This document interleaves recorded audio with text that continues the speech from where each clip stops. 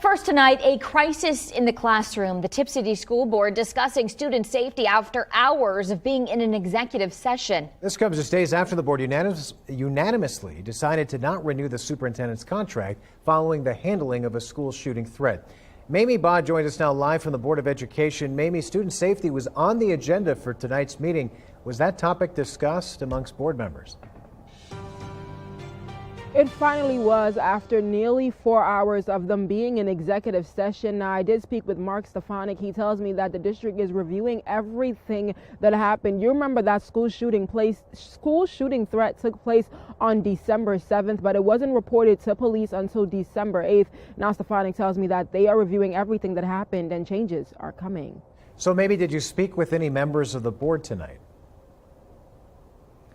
I did approach the school board after the board meeting was over to ask when the search for a new superintendent will begin, and most of all, why they thought it was more important to go into an executive session instead of first going through the agenda, and take a listen to the responses I got.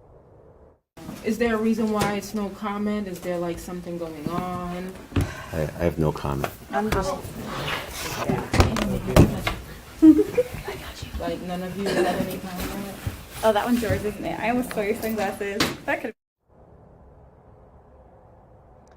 And so the board also did discuss, putting a board member on a safety committee that the school district already does have. Now, Stefanik did mention that that committee is invite only, so they're still working out the details on that. But, that's all I got from the board today, a no comment from all the members. And that's just, they said come to the next board meeting. So we'll see what they say and if they have anything else to say about what's going on here in the district. Reporting live in Tip City, Mamie Baugh, Dayton 24/7 Now News.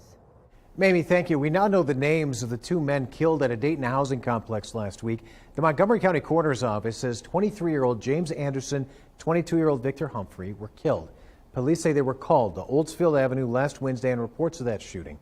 If you have any information about what happened, you're asked to contact Dayton Police, 937-333-1232.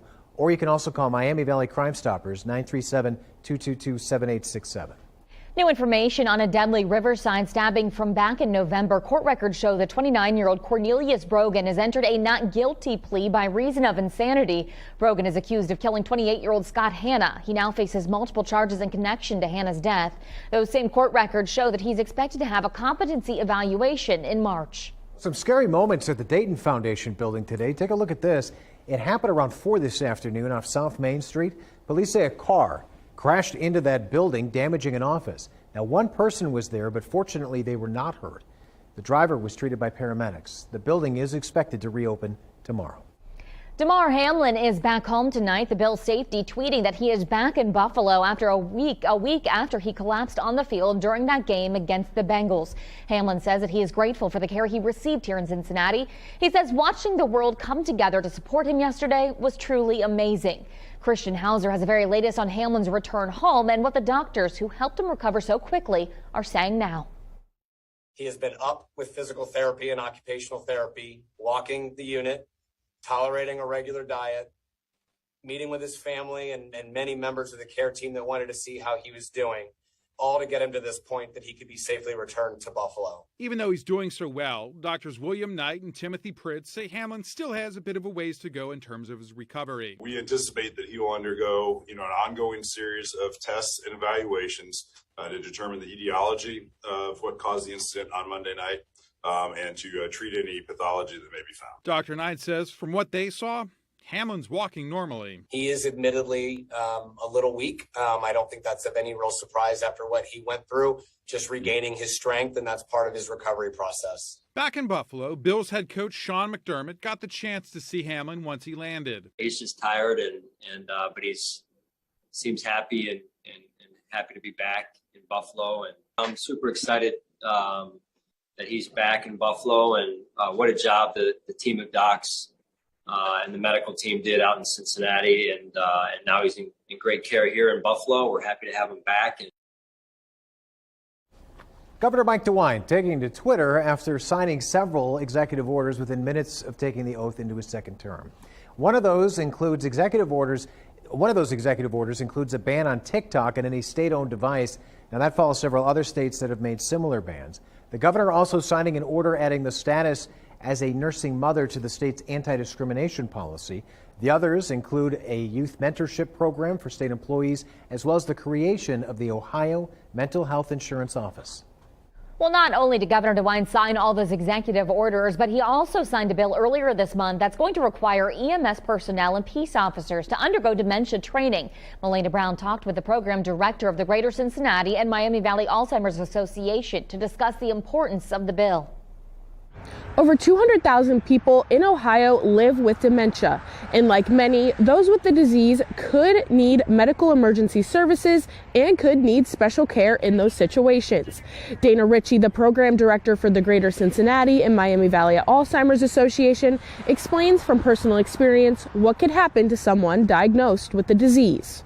He could end up in handcuffs, he could end up in prison, he may unknowingly be doing things that aren't legal, but he's not within his own cognitive wherewithal to even know that that's what he's doing. Under House Bill 23, emergency medical service personnel and peace officers will be required to undergo training to be able to adequately identify and interact with people living with dementia and other related diseases. For Dayton 24/7 Now News, I'm Melena Brown. Melena, thanks. Well, if you like the roller coaster of weather we've had over the last month or so, get ready because we're going to get back on board, so to speak. This middle of the week looks kind of nuts. Yeah, we got some warm weather, but also some rain on the way by the middle of the week. And believe it or not, a few snowflakes in the forecast too. So just a little bit of everything. Here's a look at what's going on currently temperature-wise, hanging out in the 30s. 34 in Dayton. We have 26 cold spot in Xenia, 28 in Springfield. Heading out this evening, of course, you'll need a coat. Winter gear for tonight. It's going to be on the chillier side, but we do have cloud cover building in. So we had sunshine today. Unfortunately, not quite as much sunshine for the day tomorrow. So we will be dealing with just a little bit more of a cloudier sky. So for the kids heading out to the bus stop early tomorrow morning, of course, needing that coat, 32, 40 at lunchtime, mid-40s by the afternoon. Skies cloudy to mostly cloudy. Very small chance for a shower, but most of the day will be dry. But coming up, I'm talking about bigger rain chances as well as some pretty mild conditions coming up. Natalie, thanks. Dayton police, they're asking for your help tonight to find this missing Dayton woman. According to the Ohio Attorney General's office, 30-year-old Sierra Chapman hasn't been seen since Christmas. She's described as 5'5", weighs about 120 pounds, has brown hair, brown eyes. She also has a tattoo on her neck that says Jaden. Anyone with information should contact Dayton police. That number there is on your screen. Washington Township trustees have unanimously approved a replacement levy for the upcoming May ballot. If passed, it would pay for upgrades and raises in recreation services. Officials replace the existing $1 mil levy with a $1.5 mil levy. If passed, it would generate an additional annual revenue of $1.34 million per year if passed. And developing tonight, the White House says the Justice Department is reviewing potentially classified documents found at the Penn-Biden Center for Diplomacy and Global Engagement in Washington from President Biden's time as vice president. A small number were found and reported by Biden's attorneys, then turned over to the National Archives. It's not immediately clear what is in those documents. Attorney General Merrick Garland ordered the review. This comes as a review into classified material seized from former President Trump's Mar-a-Lago estate continues. Supreme Court has declined to hear a couple of big cases today. The first involves one alleging widespread fraud in the 2020 election. The case was a long shot filed by a guy out in Utah asking to have hundreds of elected officials removed from office. That includes the president and vice president. Lower courts dismissed that case as well for several reasons, including a lack of jurisdiction. And the nation's highest court also declining a case involving a Trump-era immigration policy that the Biden administration abandoned. It's the so-called public charge rule made it harder for immigrants to obtain legal status if they use public benefits like food stamps. A group of GOP-led states sued to preserve the expansion, citing procedural challenges. The Supreme Court dismissed a similar legal challenge in June, so today's ruling wasn't really a surprise. Cleanup continuing in Brazil tonight after rioters, they broke into the country's Capitol building. Violent supporters of former Brazilian President Jair Bolsonaro stormed that building to protest his successor. Now, Brazil's Congress, Supreme Court, and presidential palace were all hit. The rioters smashed windows, formed barricades against security forces. Police have made over 1,000 arrests, according to Brazil's justice minister. Now, the current Brazilian president vows the rioters will be held accountable for their actions.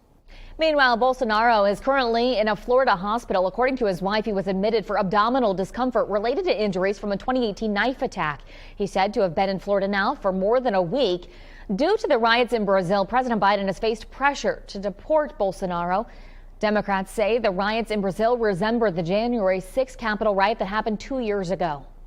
Bolsonaro should not be in Florida. The United States should not be a refuge for this authoritarian who has inspired domestic terrorism in Brazil. He should be sent back to Brazil.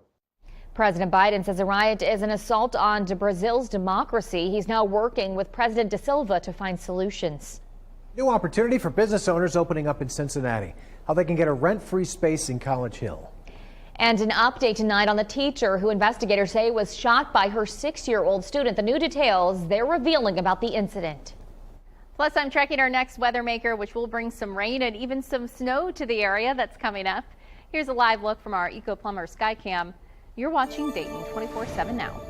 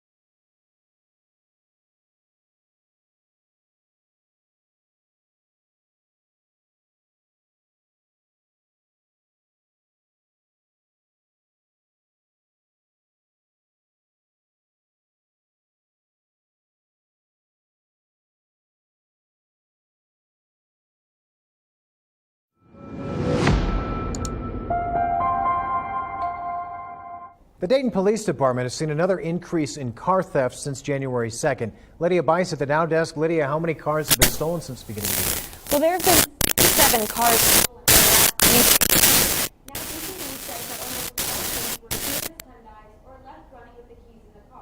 They are recommending drivers to purchase a steering wheel lock or any other device that could prevent these crimes. All right, Lydia, thank you very much. Well, let's move on to the next story here. Much of California still in the middle of a severe storm. At least 12 people in the state have now died in the last 10 days, and around 90% of the state's population is under a flood watch. Nearly 120,000 Californians are without power after hurricane-force winds knocked down power lines. Evacuation orders have been issued for tens of thousands near rising rivers and creeks. California's governor says the worst of that storm still in front of the state. Don't test fate. Just a foot of water and your car is floating. Half a foot of water, you're off your feet. Half a foot of water, you're losing control of your vehicle. People are urged to stay off the roads and indoors until the storm passes. Yeah, and they're still going to be dealing with that active weather pattern through the rest of this week, too. We're going to be seeing some active weather here in the Miami Valley by later this week. But for right now, cloud cover building in. We do have some small rain chances over these next couple of days. We have a weak storm system that's going to be pushing its way through. So here's a look at what we're expecting. So temperature-wise, waking up to lower 30s. Cloud cover will keep temperatures pretty steady through the overnight hours. Tomorrow by 3 p.m., tracking 40s. There you can see this forecast model indicating a few showers popping up, so can't rule out a stray shower or two into the day tomorrow, mainly for our northern counties. Now, as we look into our Wednesday, we do see temperatures climb back up into the 50s by Wednesday afternoon, and then a couple of showers becoming possible by Wednesday evening. The heavier rain moves in by Thursday. Pretty active day. We're tracking heavier rain, maybe some rumbles of thunder into the day on Tuesday, as well as some gusty winds. I'll talk about when we could see some snowflakes coming up.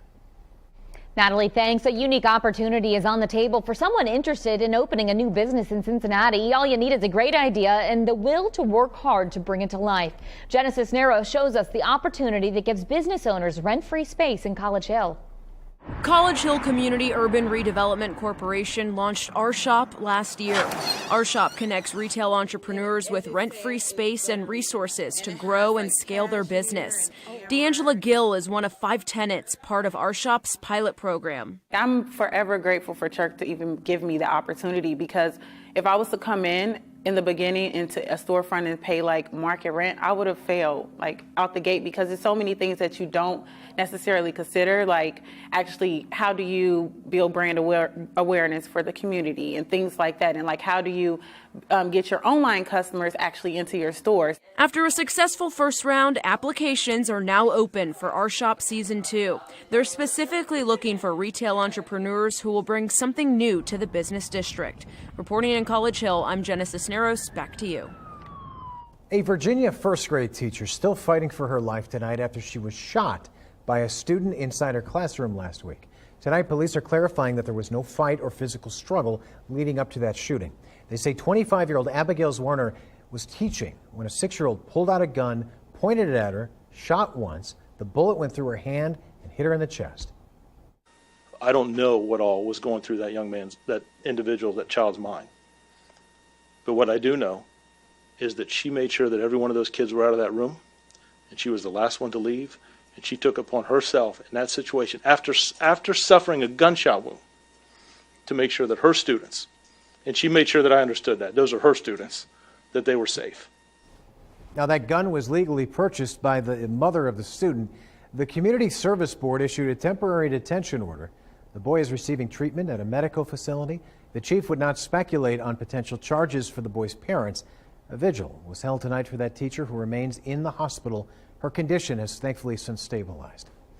Today marks National Law Enforcement Appreciation Day. Since 1962, people across the country have been using this day to provide law enforcement officials with words of thanks and appreciation.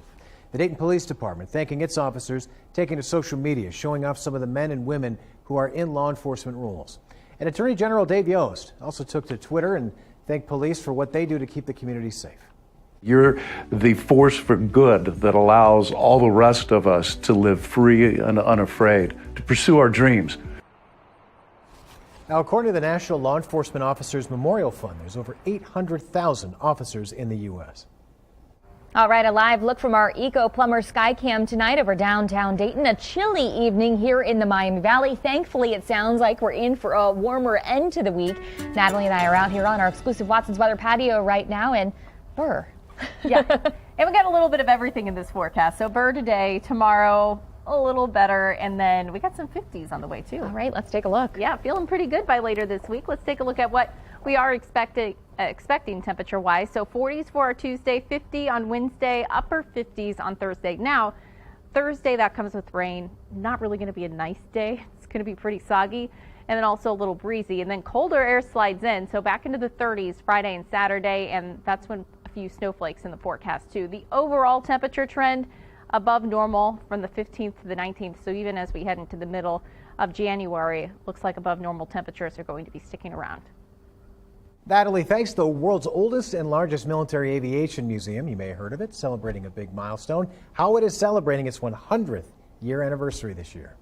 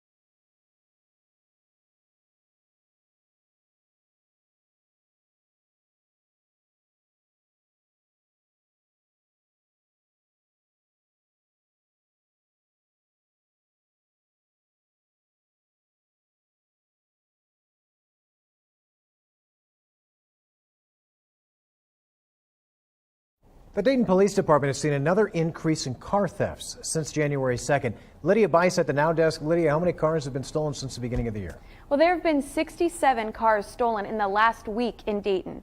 Now, DPD says that almost all of these were Kias, Hyundais, or left running with the keys in the car. They are recommending drivers of Kias and Hyundais to purchase a steering wheel lock or any other device that could prevent these crimes. So are there specific parts of Dayton where this is all happening?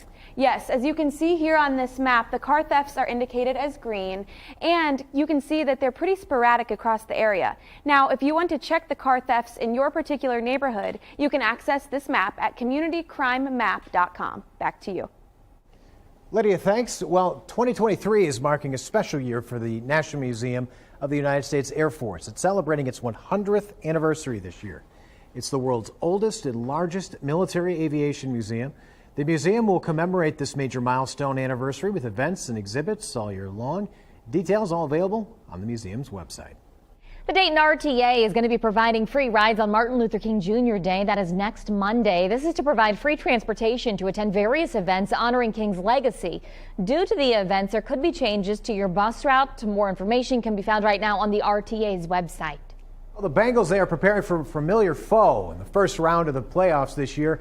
How one player coming back from injury could mean a tougher matchup with the Ravens on Sunday.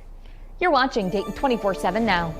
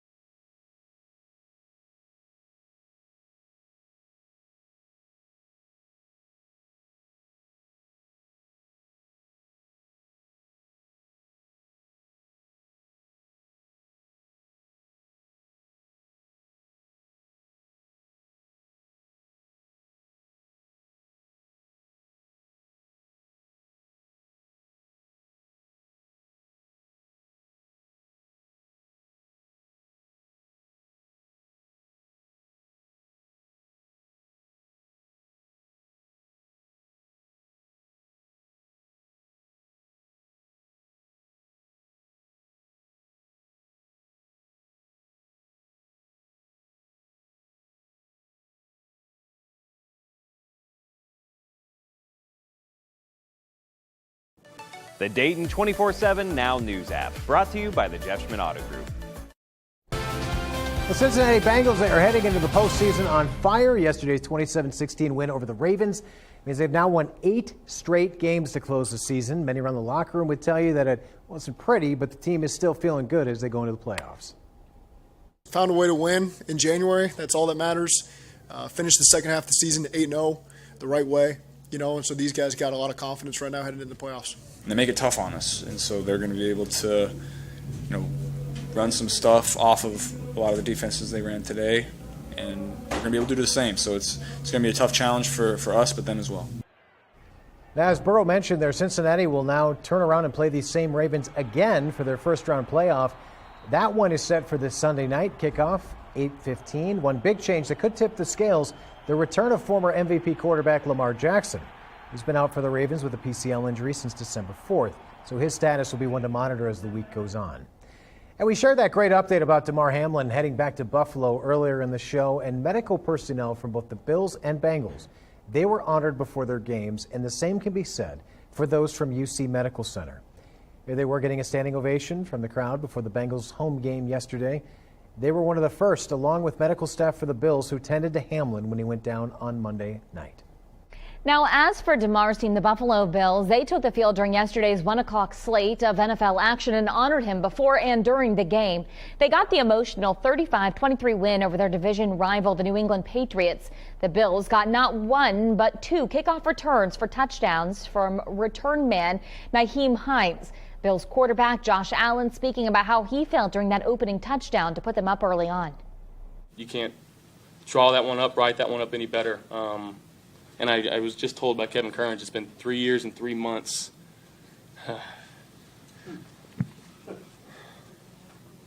Since the last kickoff return, so it's pretty cool. Now, as we've mentioned, Hamlin returned to Buffalo earlier today and is now at Buffalo General Hospital tonight. The Bills will play the Miami Dolphins in the first round of the playoffs on Sunday.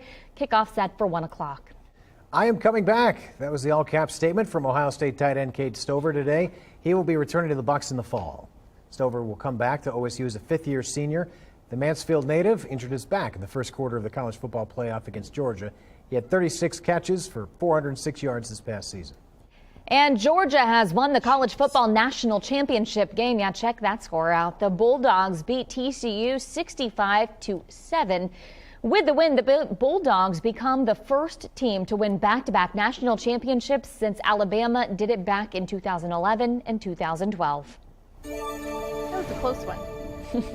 Well, we got some rain in the forecast for us as we head into our Thursday. Next couple of days, a spotty shower here and there. Here's a look at Thursday. We do start to see some heavier rain, some gusty winds. This is with a pretty strong area of low pressure, and eventually on the back side of this, we will see a few snowflakes. We do have the potential for some accumulation. It's not